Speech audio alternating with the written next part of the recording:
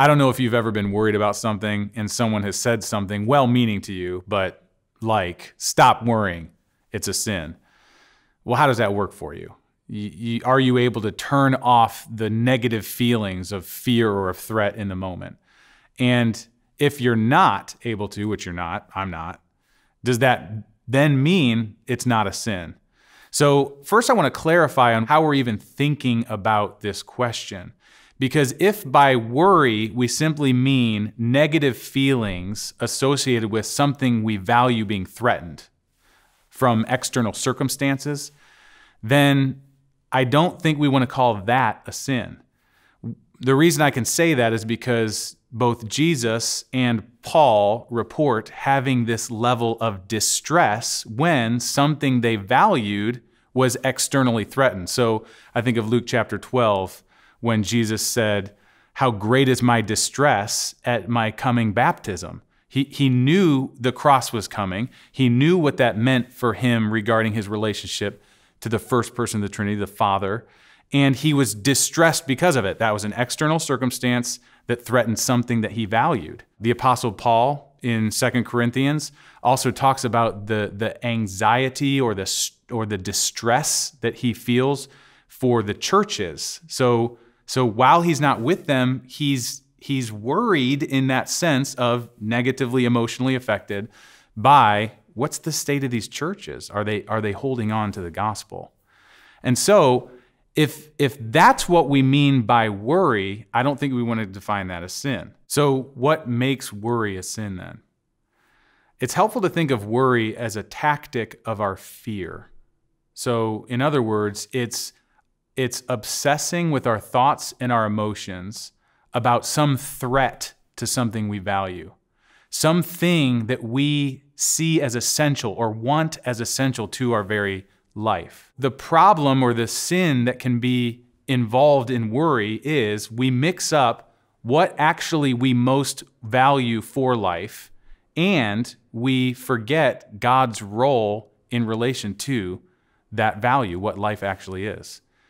I think this is what Jesus is doing in the Sermon on the Mount in Matthew chapter 6, where he says, don't be anxious about tomorrow. Don't be anxious about your life. Don't be anxious about anything. And what's astounding is Jesus talks about not being anxious about the things that seem most essential for our existence, like food and clothing. When we so value those things as if my existence ceases if I don't have them, that results in worry. That results in anxiety. And so he says, as a remedy to that, seek first the kingdom. Seek first what is actually life. And as you do that, it's not that you stop wanting food and clothes, it's that it gets prioritized right under what it is that we most value and should most see as important to our lives. And that is the promises of God to include us in the inheritance of who he is. That's what the kingdom is. And so the second remedy Jesus offers for our anxieties is look at the birds of the air. Look at the lilies of the field. They're fed. They're clothed. Your heavenly Father knows their needs, and you're way more valuable to him than they are. It's saying we don't seek even food and clothing, those values that our emotions and thoughts tend to orbit around. We don't seek these things as if it's our efforts that guarantee them. And once we have them, we have life. He's saying, no, it's your heavenly Father. His relationship to your need has to be forefront in your mind when you think about the things that are most threatening to you. So what should we do if we find ourselves caught in a cycle of worry?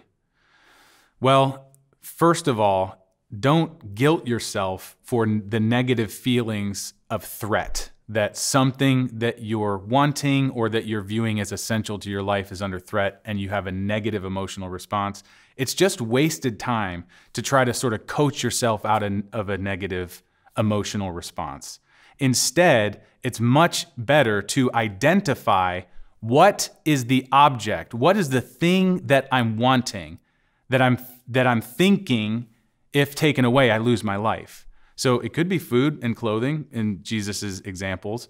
It could also be things like performance at work.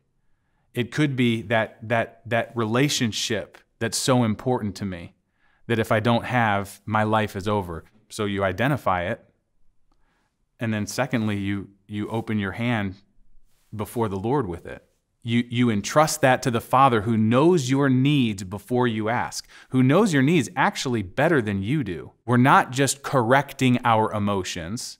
We're actually using our emotions to flag something that we're misbelieving, that we're valuing too much, something that we're kind of holding on to in a way that's not seeking God's kingdom first, and it's not trusting my Father in heaven as my Father in heaven. And I'm not saying that any of these steps are going to necessarily eliminate the immediate experience of fear. That's not the point.